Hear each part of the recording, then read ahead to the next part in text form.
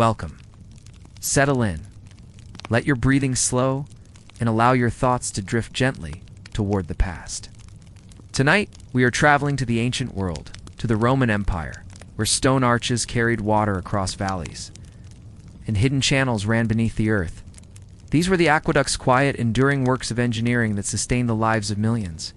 We will move slowly, like the steady flow of water itself, exploring what it was like to live and work in their shadow. You will hear of the men who labored to keep them running, the officials who oversaw them, the mysteries that lie beneath the surface, and the contrast between the powerful who commissioned them and the ordinary people who relied on them daily. But for now, simply imagine yourself near one of these ancient structures. The sun is soft upon stone, the air carrying the faint trickle of running water. A sense of calm repetition fills the scene. The aqueduct flows as it did for centuries, with a rhythm that feels almost eternal. Imagine, for a moment, the life of a worker assigned to maintain one of Rome's aqueducts. You rise early, before the city stirs, your tools gathered in a simple bundle. A hammer, a small pick, perhaps a trowel for smoothing mortar. Your day will be spent walking the long line of stone channels, looking for cracks, blockages, or places where roots have intruded. The sound that accompanies you is constant. The faint rush of water, the hollow echo of it moving through channels lined with waterproof cement. At times it is no more than a soft trickle, at others a stronger rush, as the gradient changes and the stream gains force. This steady murmur would have become as familiar as one's own breath. Tasks varied.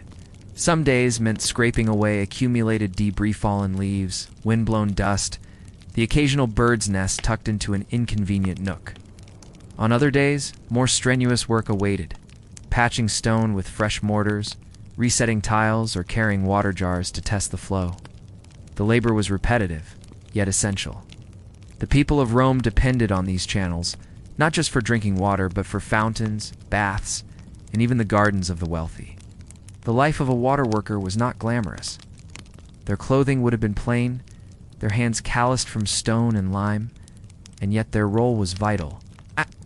Without them, the grand avenues of the capital, lined with public fountains, would have run dry. The humblest family in a crowded tenement would have struggled without the clean supply of water that flowed each day into their quarter. As you walk in imagination along the length of an aqueduct, you may notice the rhythm of arches rising before you, one after another. The repetition is soothing. The channels extend into the distance, patient and unyielding. Workers made this journey countless times day after day, their lives measured by the unchanging needs of the city's water. And in the evenings, when tools were set aside, perhaps they rested in the shade, listening to the quiet murmur of water still flowing, always flowing, whether they slept or awoke, whether emperors rose or fell. The aqueducts continued, steady and calm. To understand how the aqueducts were not only built but managed, we turn to a figure whose name is not widely remembered outside of scholarly circles. His name was Sextus Julius Frontinus, soldier, a statesman, and most importantly for our journey, the curator aquarium, the official placed in charge of Rome's water supply in the late 1st century of our era. Frontinus inherited a system already vast in scale. By his time, 9 aqueducts carried water into Rome, crossing hills, valleys, and rivers, some stretching for more than 40 miles. The challenge was not just their construction, but their maintenance, organization, and the constant battle against misuse. His writings, still preserved, reveal a careful, methodical mind. He recorded the sources of the aqueducts, their lengths, and their capacity. He noted problems of leakage, of illegal tapping of pipes by those hoping to draw more than their share, and of the continual repairs demanded by such a sprawling system. Frontinus approached these matters with the calm authority of an engineer and administrator combined. He standardized measures, set down rules, and insisted that records be kept. To him, water was both a necessity and a reflection of Rome's greatness. Without it, public baths could not steam, fountains could not sparkle, and households would find their jars and basins empty. Imagine him walking the lines of an aqueduct, not with tools like the workers, but with scrolls and assistants. He observed, he calculated, he ordered repairs. His concern was not the individual stone, but the flow of the whole, the lifeblood of a city of more than 1 million people. He spoke, too, of balance. Water must be divided fairly, some for the people, some for the baths, some for the gardens of the elite, and some for the service of the emperor himself. It was a hierarchy of distribution that reflected the structure of Roman society. In remembering Frontinus, we glimpse the invisible work of governance steady, uncelebrated, yet essential. He did not build the aqueducts, but he preserved them, and through his care, the city's reliance on water endured. The aqueducts that remain visible today, arches stretching across landscapes, broken but majestic, are only part of the story. Much of their length lay hidden, running underground, out of sight. Imagine a worker descending into one of these tunnels. The air grows cool, damp, and heavy with the scent of earth and stone. The light fades quickly, replaced by the flicker of a torch. Here, the water does not rush loudly, but flows with a hushed persistence, shielded from the sun and wind. For archaeologists, centuries later, these hidden stretches are places of discovery. Some tunnels were forgotten when the empire fell, buried under soil or sealed by collapse. Rediscovered in modern times, they tell of a network more intricate than the surface arches suggest. Narrow inspection shafts, cut straight down into the ground, reveal how workers once accessed these spaces for repairs. Stone channels lined with waterproof plaster show the ingenuity of design. There were mysteries, two branches of aqueducts whose destination is not entirely certain. Did they supply a villa? Bath complex now lost?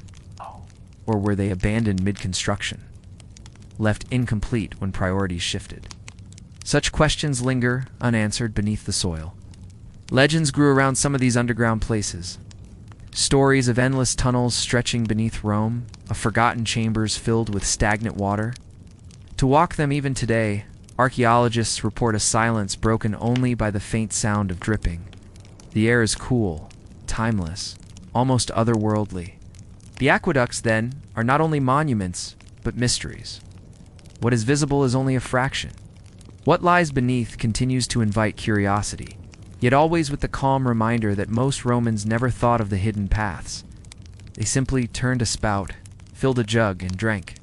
The aqueducts served all levels of Roman society, but never equally. Imagine first the ordinary citizen, perhaps a woman with a clay jar balanced on her hip, walking to a public fountain. The fountain gurgles with clear water, a relief in the heat of a crowded city. She waits her turn, fills her vessel, and returns home. For her, the aqueduct is lifeline but distant. She does not see the arches in the countryside, nor the officials who regulate the flow. She sees only the spout and the water pouring from it. Now imagine, in contrast, the emperor. For him, the aqueduct is a symbol of might and generosity. He orders the construction of grand fountains, decorated with carvings of gods and animals, bathes in luxurious complexes, supplied by channels that draw from sources miles away. Water for him is abundance, display, and power. The same aqueduct that fills a humble jug also fills a pool where the elite recline in leisure. The workers who tended the aqueducts occupied another position. Their hands ensured the system endured, yet their names are mostly lost. Their reward was not prestige, but steady employment, a role within the vast machinery of empire. In these contrasts, we see the breadth of Roman life. The aqueduct touched all, from the poorest to the most exalted, but in different ways. It was a shared lifeline, but not an equal one. And so, the story of the aqueducts comes gently to rest. We have walked with the workers, steady and unnoticed. We have considered the careful records of Frontinus. We have descended into hidden tunnels where silence lingers. We have contrasted the lives of those who drew water with those who commanded fountains. The aqueducts endured for centuries, flowing night and day, sustaining life with calm persistence. Many are broken now, but even in ruin, they remind us of continuity, the simple act of water moving, steady and eternal. As you drift now towards sleep, imagine that sound, faint trickle, endless soothing, like breath, like the rhythm of rest itself. The aqueduct flows on, and you may let yourself drift with it into quiet, into calm.